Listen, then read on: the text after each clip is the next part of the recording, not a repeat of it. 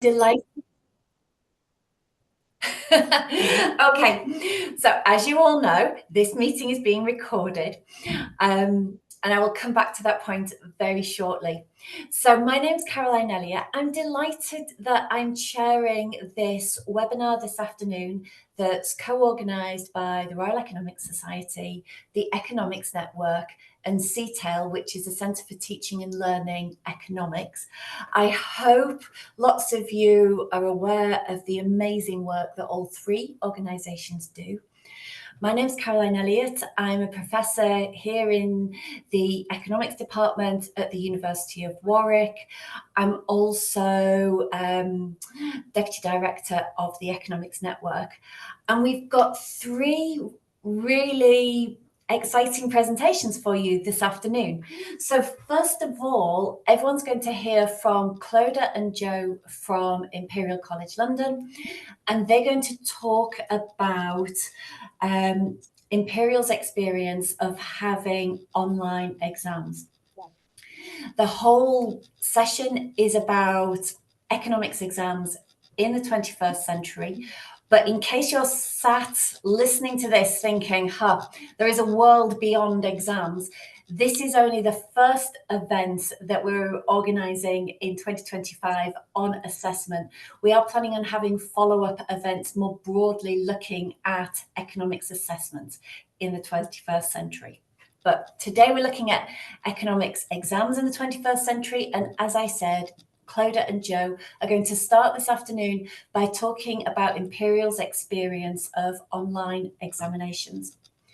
We're then going to move to King's College London, and we're going to hear from Seyhunn, who's going to talk about not just setting online exams, but the possibility for AI marking. So we're going to hear about a different way of assessing instead of examining online.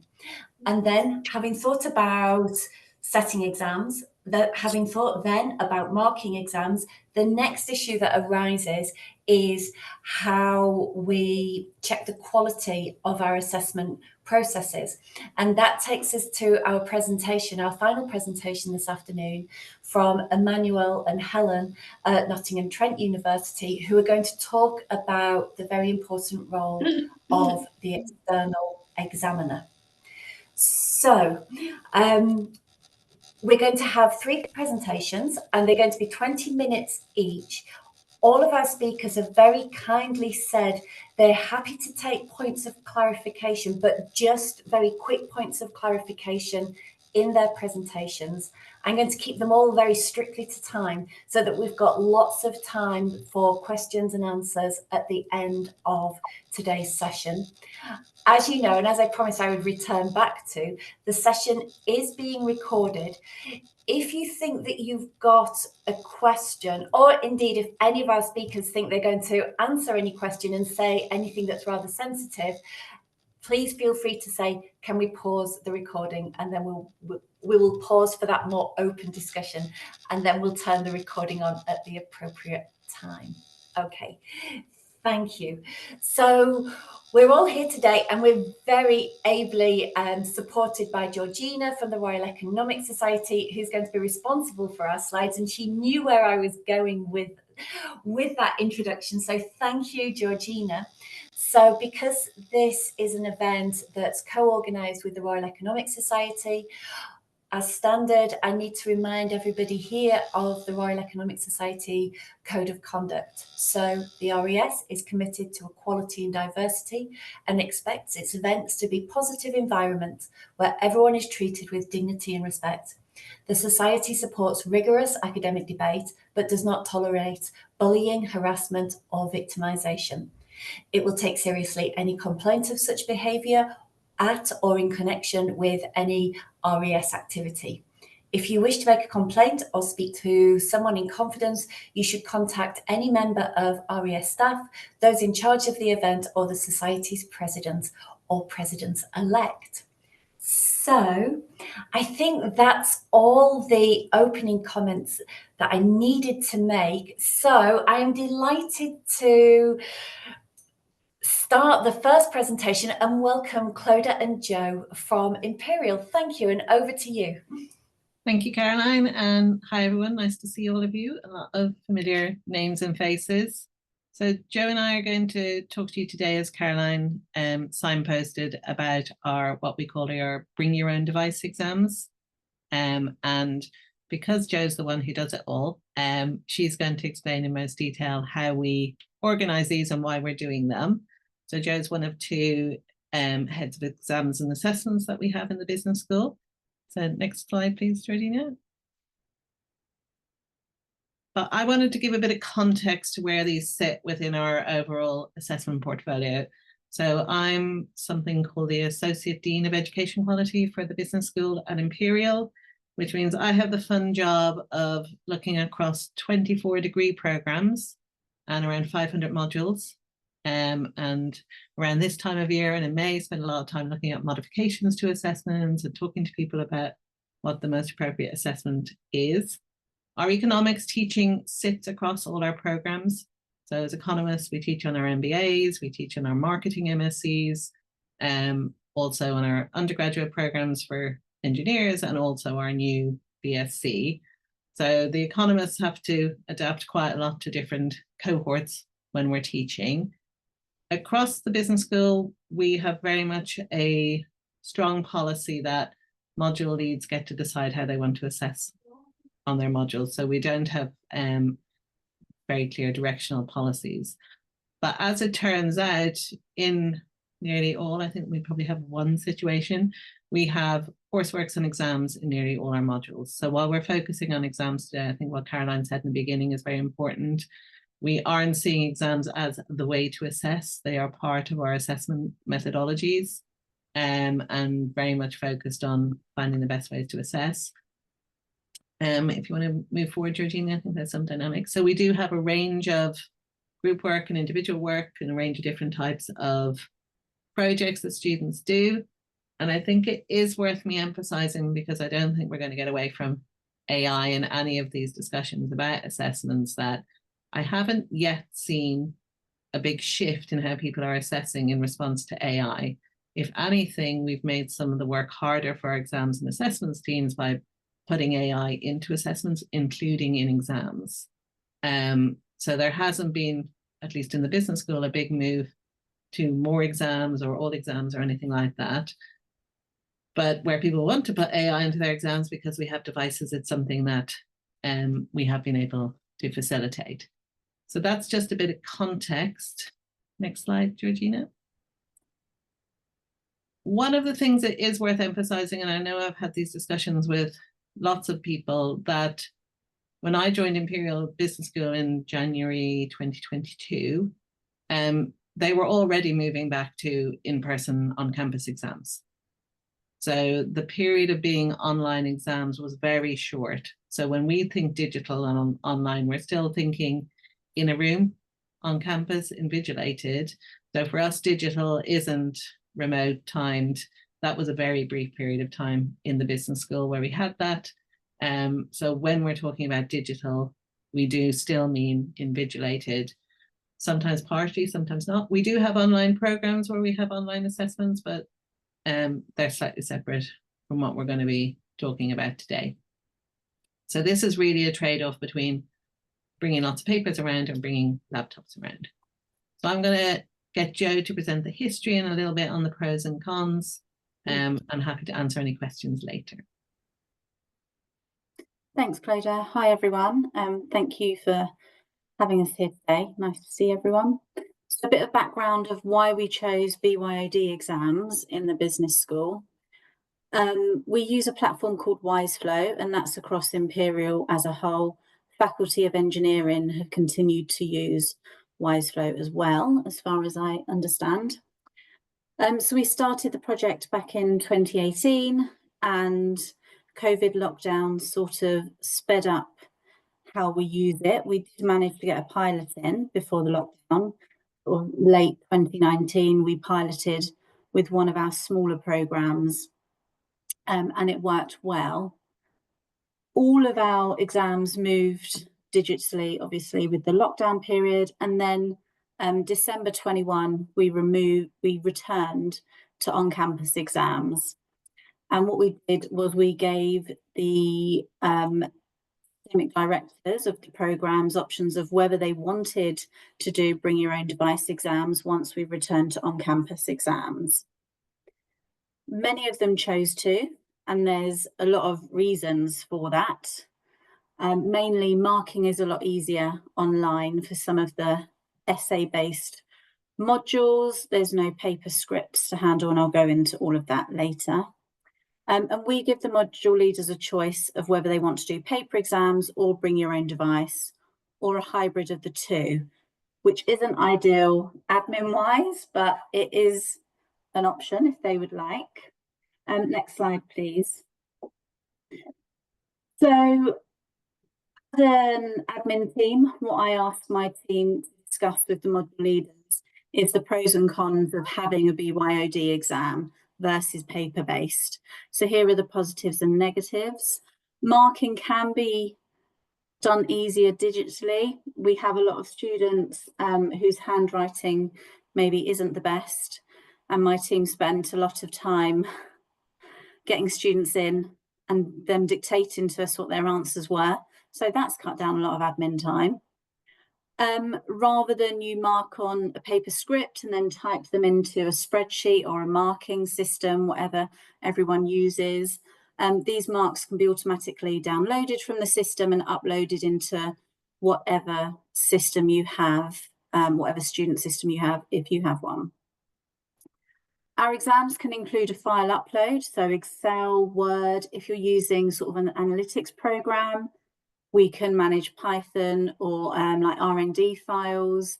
And the advantage to this is our accounting modules tend to be BYOD because they can use Excel to upload like a balance sheet and things like that. MCQs are automatically marked, so there's no manual scanning. Marking's ready straight after the exam. You don't have to wait for my team to get together and sort out paper scripts to be picked up. And the formatting is done within the digital system. So we plug the questions in and it formats the paper for us, which is very handy. However, there are some negatives to think about for module leaders when choosing the exams. The current system we're using, WiseFlow, isn't great for graphs or diagrams, and it doesn't have LaTeX embedded within it. So one suite of programs doesn't use digital exams purely for that reason. And if they're not locked down, students can access materials outside of the exam by using Google and things, but we do combat that with invigilators. Next slide, please. So for my team, there's operational and logistical benefits to having digital exams. No paper scripts. So in terms of losing scripts or misplacing scripts, that doesn't happen, touch wood. And we don't have to scan scripts or courier scripts to markers if it's all online. As I said, no manual scanning for the admin team. Also, the student's work is attributed to them on the system. So the student logs in, they know that Joe Chaffin has logged in, the answers I type will be attributed to me. There's no concerns about me sitting in the wrong seat and filling out the wrong booklet and the admin team having to work that out at the end. There's also a digital log of who's completed the exam, although we do also have paper registers still as a fail-safe. All of the setup and marks checking can be done remotely. So in terms of staff with hybrid working and sort of family-friendly policies, a lot of the work can be done by not going into the office, which is helpful if that's your college policy. There's no exam printing to be done, so that saves a lot of time and effort and is more sustainable than printing papers. One big benefit for us is that if there is an amendment to a question during the exam, we can contact all the students via the digital assessment system. And that's a huge bonus. And that message is available to students throughout the exam to view. We have a lot of students with what we call additional exam arrangements. So those with extra time. and those who have a PC for exams because they need to type their answers rather than write. And the accessibility features on some of these digital platforms are really good. So the students can make the font bigger, they can change the size of the screen or the writing. And in terms of inclusivity, it's a definite bonus. So that sort of sways us in terms of continuing with BYOD exams. Next page, please. There are some challenges, and they're continuing, as with any digital system. Our rooms, which have enough plug sockets for everyone, is a problem. So we could see up to 600 students in one morning for BYOD exams, and I'm sure that space is at a premium in everywhere you work. We currently hire out equipment, and that's obviously an added cost if you're using BYOD exams. So we hire plug sockets and wires. The reliability of student laptops, we do have spares in case a student's laptop breaks. And Macs tend to perform differently to Windows. So that's something that we have to take into consideration when looking at these digital assessment platforms. The university needs Wi-Fi that can cope with 500-600 students possibly uploading or downloading material at one time. And that's a load test that needs to be done before sort of you think about these things. We do give scrap paper for all our BYOD exams. One of the very first sets of exams we done, the feedback was that students have nowhere to make notes. So we do give scrap paper for all of our exams, although it's made very clear that none of that is marked. There are some instances where the digital assessment system has issues or there's Wi-Fi dropout. So there needs to be a conversation about how your university handles that policy. So we have a mitigating circumstances procedure, as do most, and we have rules around how much time we give back if there's Wi-Fi dropout or a student's laptop breaks down. The training is also done by my team, and with every new update, that communication and training needs to go out. So that's another thing to consider, as well as having tech-savvy invigilators, which has been fairly difficult to find. They are in short supply, but making them aware of how to spot AI websites, ChatGPT, and sort of unauthorized material. You know, if they're allowed to upload an Excel file, they shouldn't have a PowerPoint open and things like that, because we can't lock every exam down, unfortunately. Before we brought in BYOD exams, the question I got asked the most was, why can't I type my exams? I'll be doing that in the workplace. Now it's flipped the other way. I don't want to type my exams. I want to write my exams. So whatever you choose, you're going to get students who want to do it the other way. And that's just part of life, I think. But these are the considerations and challenges that we have to think about when introducing BYOD exams. Next slide, please. I think there is a future in BYOD exams. There are more and more digital assessment systems coming onto the marketplace, and it's changing all the time. So there are systems out there where the graphs and diagrams work far better than in the system we're using. Some have latex embedded. There are now lockdown softwares available that can accommodate analytics programs like Python and Jupyter. There's also, I don't know, it's called online proctoring, but we call it digital invigilation software available, where they can now record student screens and things. And all of those things have considerations for the university to think about introducing them, certainly in terms of a student's confidentiality, if they're taking it in their own home and things, and recording their environment. The media has said that GCSE exam boards are going to start moving exams online from 2027, and then A-levels shortly after, I think 2030.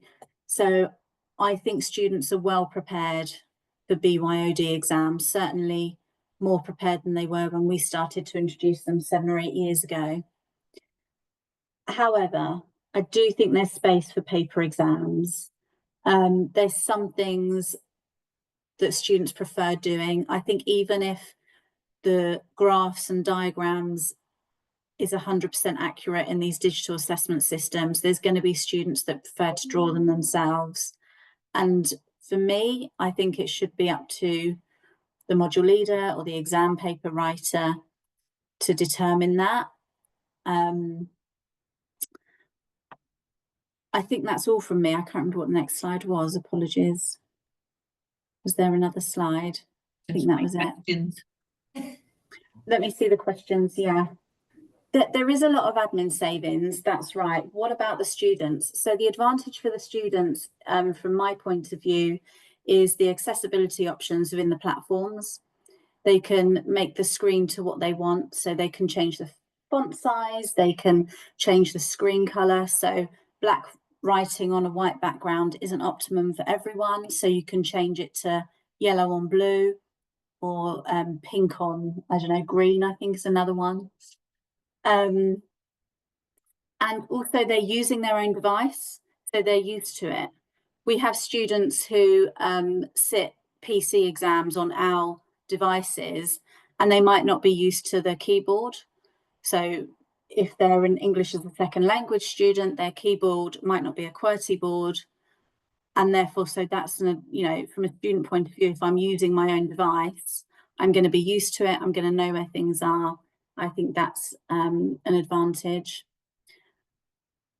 With regards to what proportion of students prefer it, I don't know, because I don't think we've ever asked. And I wasn't part of the team that piloted it. Cloda, do you know? No, I suppose it's worth noting that, you know, we are largely postgraduate, and a lot of our students, certainly in the last 4 or 5 years, are used to doing exams on computers because of COVID in their undergraduate degree. So it's more that it's not something they really talk about. So we haven't had a lot of pushback on it. And even with first year undergraduates, they seem comfortable working on it. I think it does open up possibilities for them. So in our first year maths exam, for example, the lecturer has a standard maths exam, but also they have a ChatGPT section. So there is, I mean, Joe and her team hate it, but there is the mixed method where you can do a mix of paper and where it's valuable to have the laptop, then you use it. I mean, we are fortunate that most of our students also seem to question whether or not they can afford to have the best available laptop to do things. But that's obviously something that we're always conscious of as well. I think there was a question about the marker experience and what I'm unmiked. That's probably me more than Joe as well. I think it's one of those ones where people have got very used to it now. So the people working on WiseFlow are more comfortable with it. We are very fortunate that all our exam questions get uploaded by the exams and assessment team. So we basically don't need to worry about doing any of that. But from a marking perspective, it is much more useful to be able to go into the system. You can identify quite quickly if something came up in a question the students didn't understand. And it has been much quicker when you've got multiple markers, or when you're moderating, and even with externals, we can all go into the same system. So I think, I mean, Joe's right. I don't always use it because I have a lot of exams where I want them to draw diagrams and equations. And then I think it's quicker for them on paper often. But I'm looking forward to if new software comes out where we can do more around that. So I suspect the first year people using it didn't go well, but then we stuck with it and people have got more used to it. Thank you. We've still got 1 minute. So thank you, first of all, Cloda and Jeff, for keeping so well to time. You've answered a couple of the questions in the chat. I think we've also got a question now, or a couple of questions around the practicalities. How many or what proportion of students do struggle with their laptops during the exams? is it relatively rare? Yeah, luckily. Yes. So I would say, so our recent autumn term period was, we had 8 days of exams in December. We have about 600 to 700 sitting a day, probably about 400 on a BYOD exam. And we had 3 instances of students losing work. I would say that one thing we try and drill into our students is to have a really robust file system. So we do have students that upload the wrong file. Now, it's the student's responsibility to upload the right file. So we do train them about, you know, files and folders, and make sure you can find something in the exam. The actual sort of Wi-Fi dropout, system breakdown, I would say, yeah, I think there was 3 across the whole of our December period. Thank you. That's really helpful to know. So a big thank you to Cloda and Jo. We're going to now move on to our second presentation, which comes from Seyhunn at King's College London. And having heard about an experience from one institution in terms of online examinations, Seyhunn's also going to talk about issues and solutions around marking. So Seyhunn, over to you. Thank you. Thank you, everyone. So what I want to do today is to talk about a marking platform called Gradescope. This is something King's Business School started trialing 2 years ago, and I participated in it with two modules. In one of the modules, we had written exams, in-person written exams, and in another one, we had timed online exams, where students at the end of 2 hours had half an hour to upload their solutions as images. Can we go to the next slide? So what are the key features of Gradescope? So this is an online grading platform for assignments by Turnitin, and it offers AI-assisted grading, which recognizes patterns and responses, and rubric-based grading. And importantly, it has LMS integration that can be used. So even though this session was pitched as AI-assisted grading, I don't have much experience with that. What I have more experience with is rubric-based grading. So what is great about rubric-based grading is that, as I will demonstrate, it ensures consistency and fairness and very transparent feedback to students, right? If you can go to the next slide. So what's amazing about Gradescope is that you create dynamic rubrics that you can adjust during grading. So you might have all experienced that you start grading and then you see the responses of the students, and you might want to tweak your kind of initial marking rubrics as you go along. So the greatness about greatness of Gradescope is that it allows you to, once you start grading, change dynamically during the grading process the allocation of marks to each given rubric. And what this requires is to have a kind of very clean template of the point allocation to begin with, and you apply it to all exams exactly the same way, which is very important if you have multiple GTAs also helping with the marking. And it ensures a standardization of the marking process that ensures fairness. Another amazing aspect of Gradescope is that you can really, as you read a paper, you can apply the kind of the point allocation using keyboard shortcuts. So you use the numbers 1, 2, 3, 4, 5 to go between, move between different questions, and then you will use QWERT to apply each given rubric. And then once the exam marks are released, students receive immediate feedback with the full point allocation and where kind of the where they made the mistakes in a very clear way. All right, so, overall, this basically provides a very structured, transparent grading process and feedback to students. So maybe at this point, I can share my screen and show you how the tool looks, if you don't mind. All right. So let me show you what I've been telling you about so far. Oops.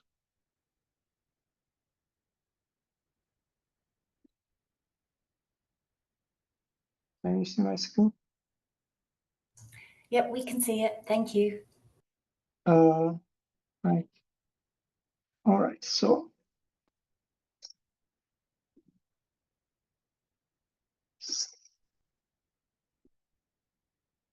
somewhat, I'm not seeing my own screen. Okay. Hopefully it's okay. So this is basically when you log into the system, this is the page you see, and then you can see different assignments. Let me show you one that I have for economic growth. So for this one, we have in-person written exams that were scanned by the administrative team and uploaded into the system in a anonymized way. And here, this is where we have a marking completed. And as you mark exams, it shows you the grade distribution, which is good to see in the sense that you can kind of dynamically adjust this by changing rubric points. And then if we go to grade submissions, here basically we have a whole list of students and the scores they got. And on the right, basically you create a template for your marking scheme. And you can use negative point allocation or positive point allocation. If you use negative point allocation, you tell the system what is the total that it adds up to. And as you apply different kind of rubric points, it automatically computes the total that the paper gets.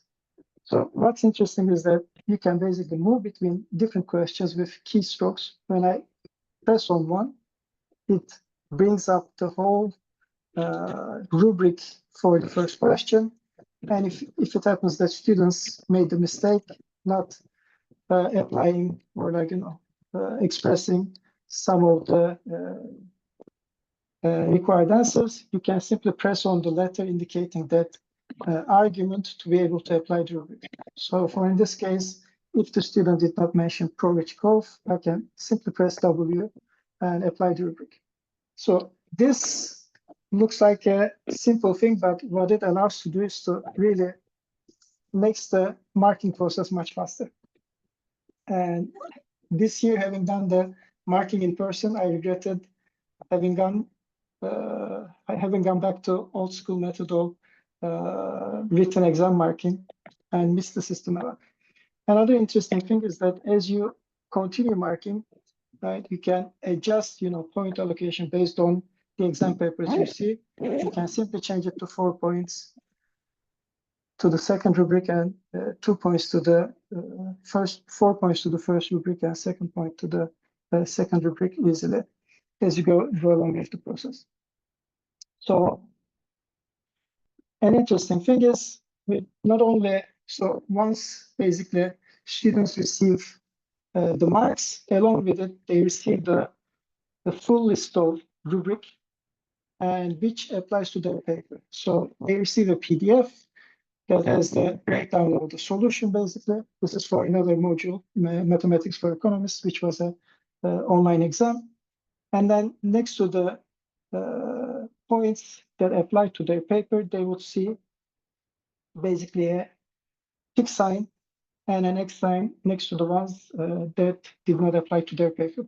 And this basically gives a very transparent feedback to students about what they could have done differently to improve their marks. And also at the end, you still have a box and a way to adjust the marks manually. It could be that a student has all the right answers, but then they didn't put the arguments in the correct order, in the correct logical order, and you might want to adjust for that. So you can adjust it here manually, and then you can leave a comment to the student explaining why they lost points. All right, so maybe let me stop sharing here and go back to my, if you can pull up my slides again, if you don't mind.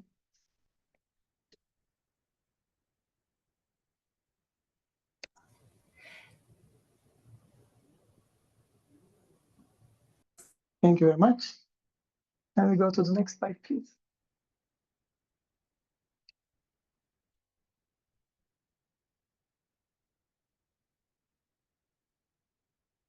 Yeah, so this benefits of this rubric-based grading system is that it's really efficient.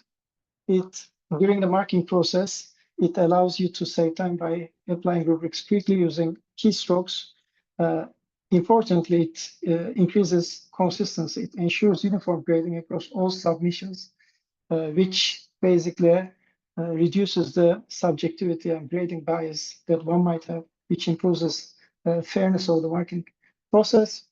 And once the marks are released, students can clearly understand their scores and what they should have done for each point where they lost some points.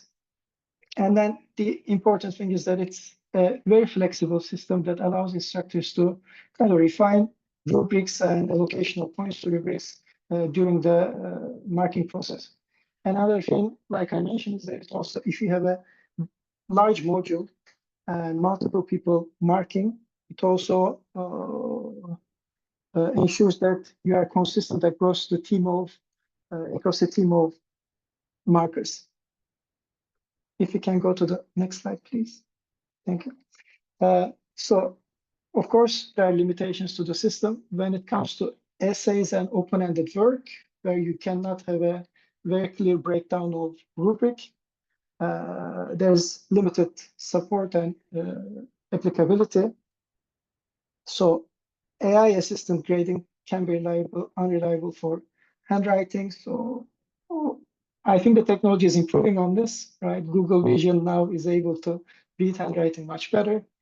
But based on my kind of introspective look at the Gradescope back in the day, it could even read graphs and mark graphs using AIs, but that requires questions to be asked in a very specific way. And that might require you to tailor your tutorials or how you train your students to answer questions so that their answers can be kind of fairly assessed by AI. So to be perfectly honest, as a first-time user, the first few papers that you mark and how you set up the rubrics is a steep learning curve. But once you set up your rubric, the marking process becomes much more easy. This year, I moved from having 80 students in my economic growth module to 20 students this year. And I said for 20 students, it's not worth maybe investing in creating the rubrics. And after having finished my marking last week, I can say that even for 20 students, if you have in-person exams, written exams, it's much better doing it with Gradescope. Like, how easy it is to give feedback to students, how clear the feedback is. It's worth considering. So another problem is that to be able to mark, you need to have internet connection, so which means that you cannot do offline grading, and that's a concern. So that's all I have. And if you have, I know that I've been a bit quick, but maybe we can have a few questions. We can take questions from the audience. So in short, Gradescope is really highly effective for large structured courses, which basically best suited for STEM subjects. And while saving grading time, it ensures fairness and transparency of feedback to students. Right? Thank you. Thank you, Seyhunn. So again, you've been great at keeping to time. I really appreciate it. And you're absolutely right. We do have some time for some questions, and we've got a couple in the chat. So I think the first question we've got is from Carlos, who says, did you say that Gradescope recognizes AI generated text? And if so, how does that work? Oh, it doesn't necessarily detect AI generated text. So what it can do, I haven't used it, but I know that it has a system to use AI for marking. What it does is that it recognizes handwritten text that the students submit, and it can, within the text, capture specific patterns and identify correct answers and wrong answers, right? So, but it doesn't necessarily detect whether the AI was used in the replies. Okay, many thanks for clarifying. Our next question comes from Roxana, who says, how does Gradescope cope when there are several markers? And can you get separate distributions of marks for those different markers so that you can be moderating during the marking process? Mm-hmm. What it does, when there are multiple markers, if you go to the page to review the grades, it shows who was the last person that marked the exam, which allows you to easily see the grade distribution by marker. So that kind of helps you adjust, or helps you to see whether across different markers, whether the distribution is different, to kind of infer with the markers, whether it's because or how they are marking, or simply it just happened that at the margin some received slightly less satisfactory answers. Okay, thank you. Our next question relates to whether the strategy to adopt Gradescope is at the module level, is it at the departmental level, or is it at the university level? So where do the decisions get made about the use of Gradescope? For us, it's at the module leader level. So this has been made available to us 2 years ago as a tool. And then I was one of the first participants with 2 modules. The business school thought that is a good way to basically mark in-person written exams. Having a large module that had online timed exam, I said, maybe we can also use it for that. And they agreed to give it a try. So they managed to move exam papers submitted to Turnitin by students into the system, Gradescope system, and we used it for both. And then overall, I think the experience of kind of STEM modules where you have quantitative exams that are kind of easily broken into rubrics, especially when the number of submissions are large, right? This marking process went smoother than kind of dealing with written paper exams. And people gave positive feedback to the team that put in place this trial. And after this, at the beginning of this year, we were asked to basically opt in to use it as an alternative to Turnitin going forward. So now it's at the module leader level that within the business school we decide. And my take is that as long as it's a sizable number of students and a kind of exam structure that can be split into kind of mapped into a rubric structure for marking, it's an easy yes. Okay, thank you. We've now got a couple of connected questions from Carlos in the chat. So Carlos has asked whether when the students sit the exams, do they know what the marking grid looks like in advance? And I think he's maybe then guessing that maybe the students don't know that don't know the marking grid, which gives the markers the flexibility to change the marking grid during the marking and moderating. But if you can just explain a little more about that process, about the setting up and adapting of the marking grid, that would be great. Yeah, so there at the business school, we are a bit flexible. It depends on how you want to do it as a module leader, right? So in my economic growth module, I have the breakdown by questions, but within each question, I have some sub questions for which I do not indicate necessarily the point distribution. For the math module that we were teaching, we had even, you know, sub points within each question that was clearly indicated to the students. But even there, you know, there's room for adjustment.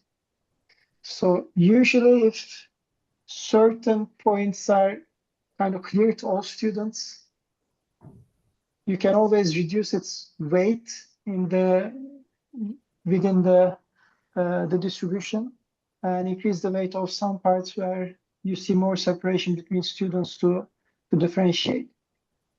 But honestly, kind of not putting too much structure or kind of exposing too much the structure to students, if your institution allows it,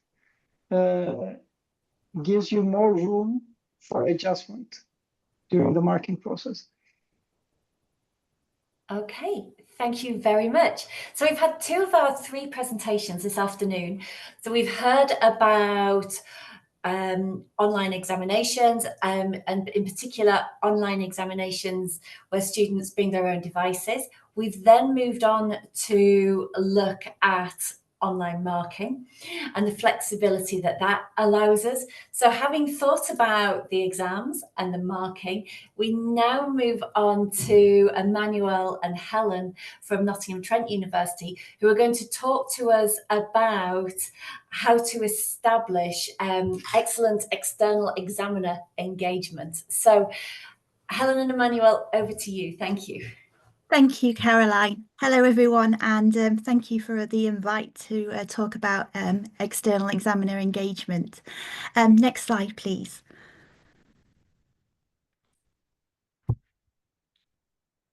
So this is a little bit of a reflection to begin with. External examiners obviously play a very important role within our universities and what we do. And a question that actually comes up quite often is the external examiner your friend or are they your enemy? And I think from personal experience, it can be quite difficult sometimes as an external examiner to build relationships with the people that you are trying to help. And it's not necessarily because they don't see you as somebody that's trying to help, but we all get, I guess, precious about our modules and what we do. And I think one of my experiences was that I was seen as a bit of an outsider, that, you know, you'd come in, you were here to try and ensure fairness, the quality of the assessment, the meeting of programme objectives, but you were still the outsider who was trying to give an opinion and maybe it wasn't quite what they wanted to hear. But hopefully from Caroline's experience and my experience as being a course leader and a module leader is that your external examiner is your friend. They're actually there to help support and guide you through processes, particularly when you perhaps are a new module leader, you're trying to design your programme. So they're very much your friend. Next slide, please. So what are the core elements of external examining? Well, the very name that you're given seems to think that you're actually examining something. So according to Advanced HE, external examination has 4 core elements. And if you start to look at different universities' websites about external examining, it's all about academic standards. It's about trying to prevent grade inflation and it's about reviewing fairness. So it's the process. And it's about providing guidance. And I think for me, one of the bits that we quite often miss when we are external examining is this bit about providing advice and guidance. And this is where we really need to engage our external examiners to get things right. Next slide, please. So I think the important thing is we need to see our external examiner as more as a moderator. It's more than just saying, are we meeting our programme aims? I think as people who work within economic education, we all have a very similar goal, and that is to maintain academic integrity within the economic subject, to make sure that we're meeting benchmark statements, but also, as we've seen from the other speakers today, that we're actually being innovative, that we're also developing the way that we assess students and the way that we grade their work, we give feedback. And this is all about the conversations that you can have. So it goes beyond this idea of marking fairly. Have we applied the grade scheme? Is our assessment completely correct? Next slide, please. So, Emmanuel. Yeah, thank you very much for inviting me to talk in this session. Just going to give us a bit of context in terms of our experience in NTU and how we have built that relationship over the years, a bit of innovation through that as well. And you will see through the slides a couple of indicators of feedback from the external examiners and how they have found this process. But in terms of a benchmark, with regards to NTU, what are the principal role that the external examiner is expected to provide? And it sits in three core areas. One of them is the academic standard with reference to the content that we are providing on our courses, but also the internal moderation process is very, very important within the modules that the course is delivering, and of course the assessment process as well. So giving you an oversight in terms of how the assessment have built up from the questions that have been set, and of course the results that have through the marking that the external examiner will look at, but also what is the internal process or internal moderation that these things have gone through. I think it's very important in that space. And on this slide, you can see a comment from one of our external examiners. Now, from the perspective as a course leader, which I sit on in NTU for economics, the external examiner provides this very important role in during the exam board. But then we play this not at one point in time, but a more of a process to a couple of days through one, moderating the work that have been done by the student, and of course marked by the team. So what they tend to do is look at the scores to ensure they are quite consistent across board in terms of the abilities as well. But more importantly, with reference to the other modules, it's really important to have that consistency across board. So that's quite helpful. And checking the quality and the standard, which is a requirement from the university, and making sure that's done. But also to get that standard from their experience in terms of where they have been, others where they have looked at, even within the universities that they belong to, and how those standards compare. And that's where we as course leaders would have to then get that feedback in terms of where the modules sit, or the courses that we are delivering sit. One of the things we have done, in addition to the exam board, which could be just at one point in time where they come in and then they do the work, is in terms of course changes and module changes over the years. We have engaged the external examiner to come in and give some feedback around possible changes you might have in mind regarding modules, as well as the curriculum.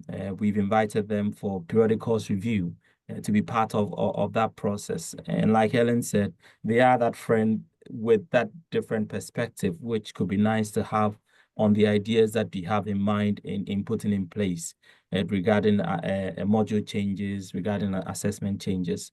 Because sometimes we as course leaders can be very introspective in terms of how we are looking at things, but with that external view in those changes, that helps. So at the end of the year, during the exam board, where the external examiner comes in and is looking at these things, they have a better appreciation of where you have come from, and can provide a better feedback for the team as you work on. The other bit around providing support is seeing them as go-to, so not only the point when they come in, but of course being able to interact with them around their thoughts on how things are changing within the curriculum that they are looking at, or the subject area which they are looking at. Of course, they would have some expertise in that area, and therefore it's always nice to kind of seek their thoughts around these in terms of interactions. So last week I've had an interaction with the external examiner, not because we have any assessment coming up, but just that check-in point and having that interaction in terms of what's happening within the space as far as economics is concerned, and taking some feedback around things that we could do. The next slide, please. So a couple of things we think would be useful for us in terms of engagement with the external examiner. One of them is making the first interaction count. And what do we mean by that? Is that in that first session that you have with them when they sign up or the processes are agreed and they come on board, is that objectivity in that meeting and how you want everything to be set up. You could be the person who set them up as a foe, or you could be the person who set them up as a friend in terms of how you set that first session in that interaction, and letting them appreciate the fact that you need their input, not just at that one point, but of course to see the course through the different phases as the courses are administered throughout the year. So that is quite clear. Providing a clear oversight of your courses. What we do is we have an induction session prior to the exam boards with the external examiners, where we take them through the different modules within the courses that we offer, the assessment types that we deliver on those modules as well, just to give them an idea about the overall courses or modules. What is also important is that whilst you might not have the external examiner looking at everything in terms of the different modules, because maybe there might be 2 or 3. In our case, we have 2, and one is looking at another module, the other is looking at other modules. It's quite nice to give each of them that complete overview. So we kind of show them, okay, yes, these are the modules you're looking at, but these are the other connecting modules as well, which is covered by the other external examiner, and provide that interaction between them as well, which is useful. The other bit is the discussions around what's happened throughout the year. So picking up positive, picking up negative things as well that's happened, and getting their views on that is quite helpful in the process. So you can get a lot more from them by being honest and being genuine in that process as you discuss. So sometimes the challenges that we are facing, it's always useful having them involved in that. Not only at the course level, but of course at the module level as well, where we get the opportunity to get them involved in those discussions. Discuss any changes that you might want to make. We have done so. Just last week, we've planning on making some changes within some of our modules, and we've gone to the external examiner and kind of asked the question, what is your thoughts on this? And we've had feedback. Sometimes it's positive, sometimes other thoughts come in, and we take this back to the team and then think around how we can implement some of those changes as we go along. So in a nutshell, we engage them throughout the year. So it's not those 1 point, that 2 weeks, or that couple of days that they come in, but throughout the year, we are saying that you are part of the team, and with that role you're playing, we want you to be involved in those interactions and the decisions that we make that in the end affect the quality or the standard of the courses that we deliver. Next slide. So obviously Emmanuel's just talked about it at the course level, but at NTU we have a process for our module leaders in how they engage with the external examiner. So as a module leader, you have 2 key points through the academic year. The first one relates to your assessment approval. So the key thing here is we have a very strict timeline that we have to follow as to when Coursework must go to our externals and when our exams go. But one of the important things is that we spread out when the assessments are sent to our external examiners. So the external examiners aren't overloaded. So coursework and MCQ tests will go in September, and then November exams will be sent for approval. So as a module leader, it's really important that you ensure that your assessment documentation is prepared in advance, but also that it includes appropriate documents such as data sets and templates, so that the external gets a full oversight of what you're doing, alongside with solutions and grading guidelines. But I think it's also important that this is matched across every single module that you are sending to your external examiner, so that there is consistency in what they see. But also, as module leaders, we are encouraged to ensure that we address feedback that have been given by our external examiners. So if they give us feedback for our assessments, then we respond to them in the way that we would respond to reviewers of our research papers. Next slide, please. So the second key point that we have is, as a module leader, we all meet with our external examiners for about 10 to 15 minutes before the exam board. We do give a sample of work and we decide on what we would like to give, but we also get the opportunity to discuss with our externals our samples, our modules and how they've gone. So it's not just about the external seeing the grade distribution and the feedback, but it's also about us reflecting on our modules and explaining why we might see differences in our grades from one year to the next, how things within the university might be impacting. And it's the availability of that two-way conversation to be able to discuss what's perhaps going on within higher education overall. And I think the most important thing about this is that you're actually reflecting. So you're forced to reflect on your module and discuss this, and to get feedback from somebody who's perhaps experiencing the same thing at their own institution. Next slide, please. So if you are a module leader, just some tips. As you can see from one of our external examiners, they found that their discussion is interesting. So I think it's about being open to conversation, opening up and saying, yes, this is what's happening. This is why it's happening. It's about not hiding things that are happening on your module or within your institution. We have sector-wide issues. We're all facing the same constraints, the same things around AI, etc., and student numbers. So we need to be having those honest conversations. Share your concerns, because your external examiner can support you at the exam board. And in the past, as a module leader of what we call a research project, which some of you might know as a dissertation, it's been our external examiners who've been able to help support us in keeping our research project in the format that it is in, rather than having to move to what the rest of the business school wants to take on. So they're very, very important in keeping our courses up to date and current. Next slide, please.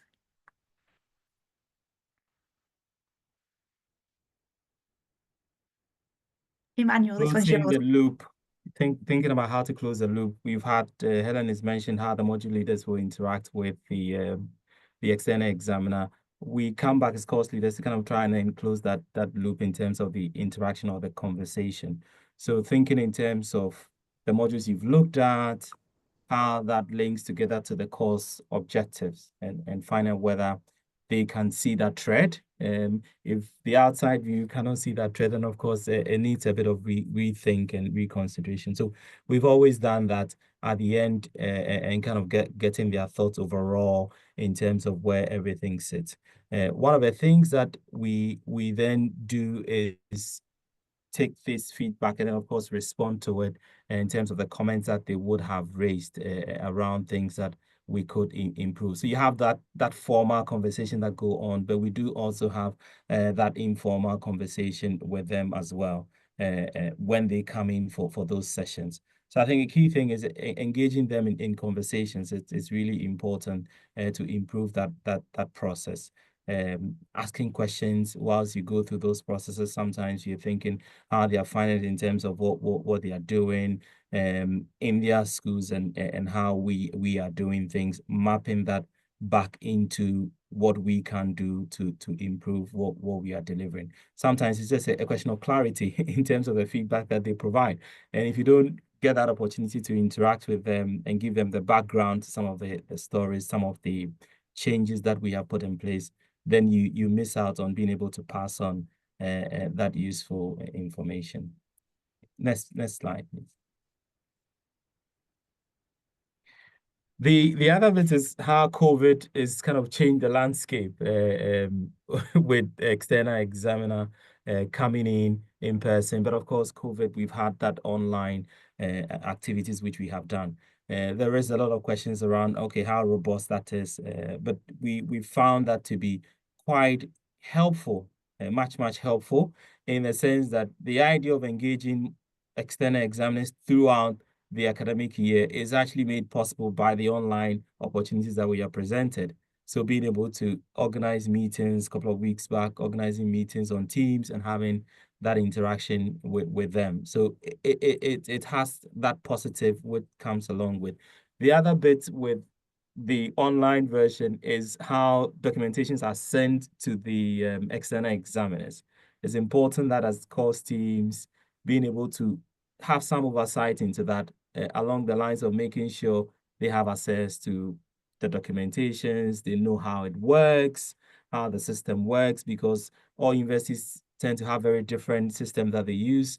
Which one are you using? How would they adapt to that? Are they able to access that? That then helps the process to be much smooth. So if we take some of these things as given, sometimes it then has its flaws and then it kind of stalls the process. But what we are basically suggesting or putting across is that indeed the online version has its positives, and we can take advantage of engaging the external examiner a lot more than we could do with an in-person because of the travel and the bits that are involved in that. Next slide.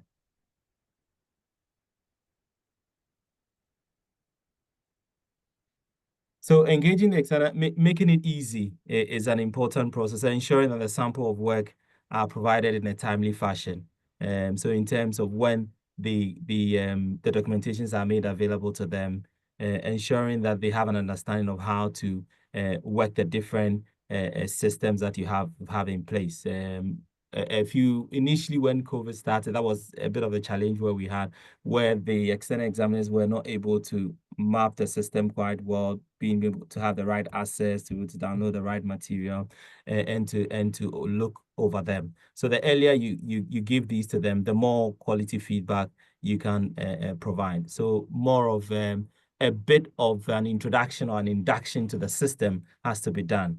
And being mindful about the changes that these things always have in place. So there are certain modules kind of designed differently, other modules in terms of in-person or online, or the assessment profile is a bit different. A bit of induction around that would always be very useful. So again, setting that time frame and making sure you work with them along those lines is always helpful. Things delivered on time, they have enough time to look at it, and then they have enough time to provide feedback. So again, the online version then, of course, comes into play, making things much more easier to be able to deliver the right feedback that you need. Next time. So I think we're running out of time because we have so much to say about our external examiners, but I think the most important thing is just to remember they aren't an outsider. They are part of your course. They are part of your team for the time that they are your external examiner. So make the most of them there, because they do really provide support. So thank you. Thank you both very much. And you did keep to time. So, Helen, you've got a question in the chat, which I suspect a lot of us are wondering about. And this comes from Cloda. So how do you get your module leaders to write your coursework so early in the academic year? And is there any flexibility when somebody's teaching a module for the first time? Everybody knows basically what modules they are leading next academic year already. So we're already in the process of workload planning for next year. So most people will know that they are teaching. Our timelines are set out by our quality team.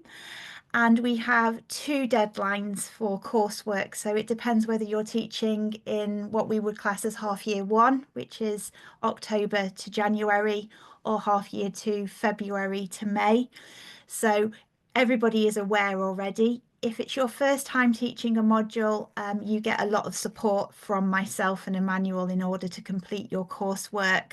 And there is a little bit of flexibility. So if you're not going to meet the deadline, we will talk with you.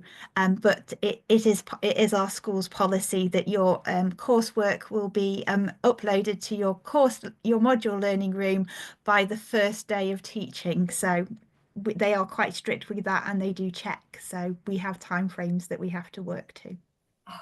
And it's great to hear, Helen, that you're as organised as you were when I was an external examiner. So thank you. Our next question comes from Annika, who said, do you have an opinion on whether external examiners should be able to see VLE content? So at NTU, following on from COVID, we obviously changed the way that we operate. So pre-COVID, it was all sort of module box, paper driven. But post-COVID, we've gone to to our externals actually viewing work on our VLEs. So they do actually have logins. They have new pages are created with the relevant coursework, but they can actually see quite a lot of our materials on our VLE and see what we've been doing. Thank you. So before I throw it open more generally to questions, can I just say I'm very conscious that it's Halloween. Not it's Halloween, it's because it's not Halloween, it's Valentine's Day on Friday. You can see how romantic a person I am. It's Valentine's Day on Friday. And what I've loved during this final presentation is to read the love on the chat for external examiners and the services and the guidance they provide. So that is fantastic. So I think it's nice that we're sharing the love about external examiners this afternoon. Now we've still got some time. We have kept to time for any more questions. So rather than type them in the chat, feel free to put your hand up and I will take questions or direct questions to our speakers in the order that hands are raised.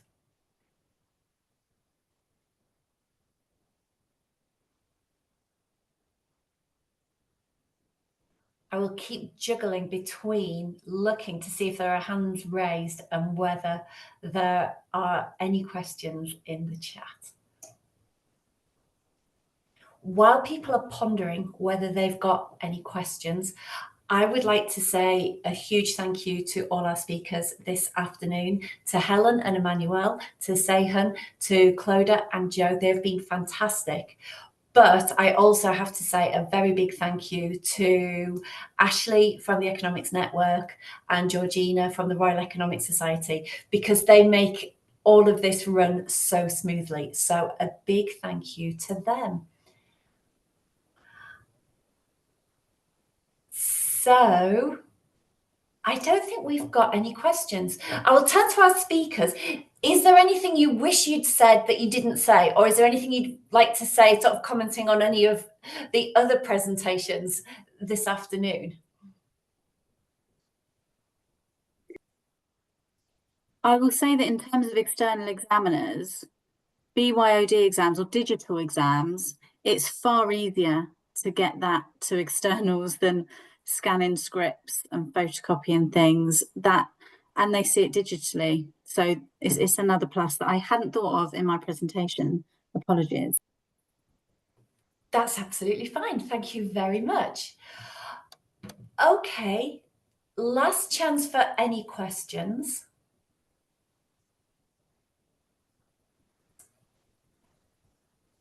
So I think I'm going to draw it to a close. we've stayed to time. I should also say thank you to all our participants this afternoon, because we've had some great questions and it's been very thought-provoking. I think we've not gotten as far as answering the question whether we're all going to be obsolete because there's the possibility of AI marking, but that's probably a bit of a big two discussion question for this afternoon. So a big thank you to you all, to our participants, to our speakers, to our organisers. It was lovely to see you.